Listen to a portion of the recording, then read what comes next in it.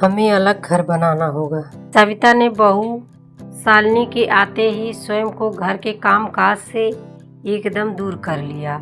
शालिनी के जीवन की पतंग की डोर उन्होंने अपने हाथ में रखी थी। यूं समझ लो कि शालिनी के पूरे जीवन का नियंत्रण सविता ने अपने हाथों में ले रखा था। पूरे परिवार पर उन्हीं का शासन चलता था। शालिनी का पति चिराग भी अपनी माँ के समक्ष एक शब्द भी कहने की हिम्मत नहीं जुटा पाता था। कई बार शालिनी शिकायत कर कहती, चिराग, माँ तो मुझे मेरे मन के मुताबिक जीने ही नहीं देती। मैं क्या पहन रही हूँ, क्या कर रही हूँ, कहाँ जा रही हूँ, मेरी हर गतिविधि पर उनकी नज़र होती है। मैं उनसे पूछे बिना कुछ कर ही नहीं सकती। शालिनी, माँ ने शुरू से पूरे परिवार को उनके नियंत्रण में रखा है। तुम्हें भी उनके अनुशासन में ही रहना होगा। नहीं चिराग, मेरे भी कुछ सपने हैं। मुझे भी नौकरी करनी है, अपनी इच्छा अनुसार कपड़े पहनने हैं। यह क्या है पूरे दिन साड़ी पहनो? नीति तो सब पहनती है ना चिराग, वह बेटी है और मैं बहू, आखिर फ़र्क तो माँ करती ही है। शालिनी, नीति छोटी है, पढ़ रही है अभी, तुम समझती क्यों नहीं? कितनी छोटी है चिराग? 2 साल, सिर्फ 2 साल। मुझे तो लगने लगा है तुम्हारे घर पर मेरे सारे सपने को तोड़ दिया जाएगा। तुम माँ को समझाओ चिराग, वरना हमें अपना अलग घर बनाना होगा जहाँ मैं भी खुश रह सकूँ। मुझे भी अलग रहने का शौक़ नहीं है। मैं जानती हूँ कि संयुक्त परिवार में रहने से कितनी खुशी मिलती है। ठीक है शालिनी, मैं माँ से बात करूँगा, कहकर चिराग ने बात को समाप्त कर दिया। चिराग की बहन नीति अपनी भाभी के साथ हो रहे व्यवहार से बहुत दुखी थी। वह सोच रही थी, इतनी पढ़ी लिखी होकर भी माँ सास बनने से खुद को रोक न पाई। हिम्मत जुटाकर आखिर एक दिन उसने सविता से कहा, माँ, आप भाभी के साथ कितना गलत व्यवहार कर रही हो। व्यवहार नहीं, दुर्व्यवहार कर रही हो। गुस्से में तीर मिलाते हुए सविता ने कहा, नीति, मैं क्या गलत कर रही हूँ? परिवार के कायदे कानून और अनुशासन में रहने के लिए ही तो कह रही हूँ। मैंने भी तो जीवन भर कायदे कानून माने हैं। मैंने भी पूरी ज़िंदगी अपनी सास का कहना माना है। तो क्या माँ, आपके साथ जैसा हुआ आप वैसा ही भाभी के साथ करोगी? ये कैसा अन्याय है माँ? आपके ऐसे रवैये से परेशान होकर देखना, एक दिन वह भैया को लेकर अलग इतनी दूर चली जाएंगी कि आप उन तक पहुंच भी नहीं पाओगे। रहना फिर आप दोनों अकेले। अभी भी वक्त है। भाभी को भी अपनी दूसरी नीति समझो ना माँ।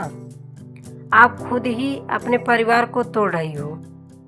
काश आप भाभी की भी माँ बन पाती। चिराग भी कब तक अपनी पत्नी का अपमान सहन करेगा? नीति के लाख समझाने पर भी सविता नहीं बदली। चिराग भी अपनी पत्नी को घुटते हुए, उसके सपनों को टूटता हुआ देख रहा था। फिर भी माँ से कुछ भी कहने की हिम्मत वह नहीं जुटा पाया। इसी बीच नीति का विवाह भी तय हो गया।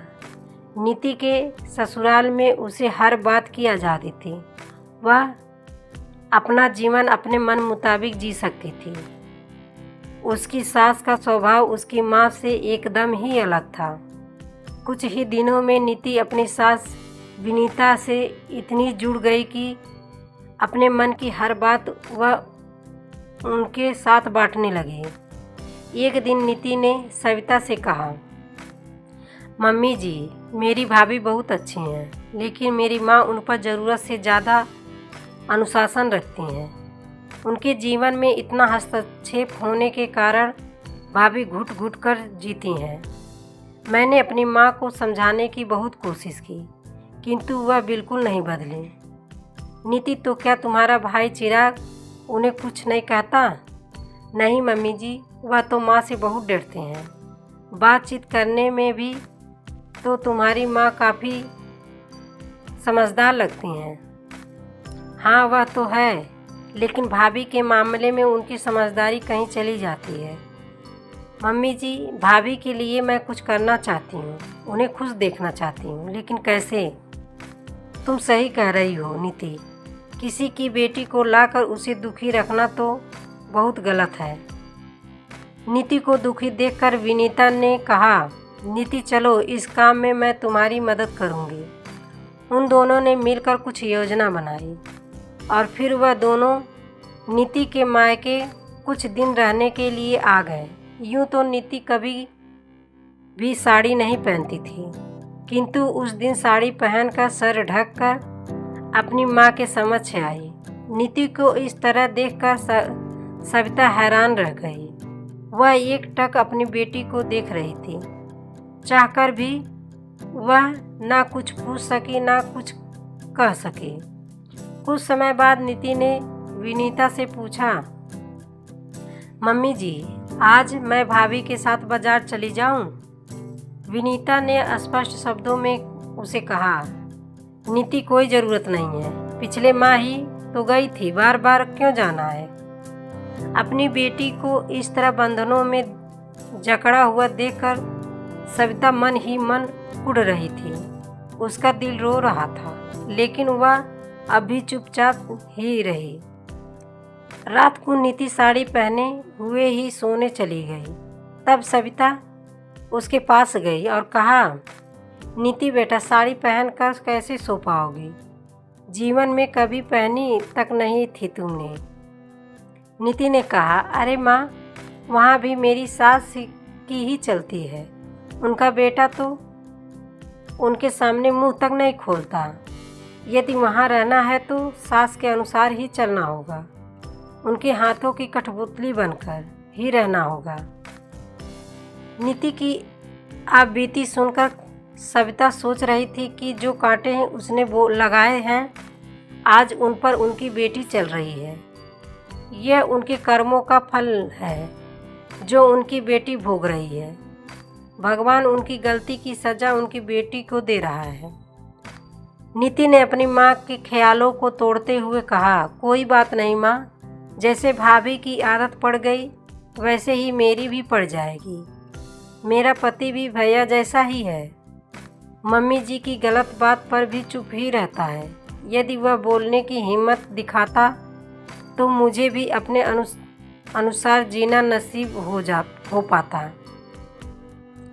नीति के मुंह से निकला हर वाक्य आज सविता पर प्रहार कर रहा था। वह नीति की बातों को कोई जवाब नहीं दे पाई और ना ही विनीता से कुछ पूछ पाई। देखते ही देखते एक सप्ताह गुजर गया, लेकिन अब तक विनीता ने सविता से शालिनी को लेकर कोई बदलाव नहीं देखा। सविता केवल अपनी बेटी के लिए ही तड़प रही थी। विनीता से रहा नहीं गया और आखिरकार उसने सविता से कहा, सविता जी, हम सुबह अपने घर लौट जाएंगे, माफ़ कीजिएगा। हम दोनों यह सोचकर आए थे कि अपनी बेटी को इस तरह इस हाल में देखकर आपका दिल तुरंत ही बदल जाएगा।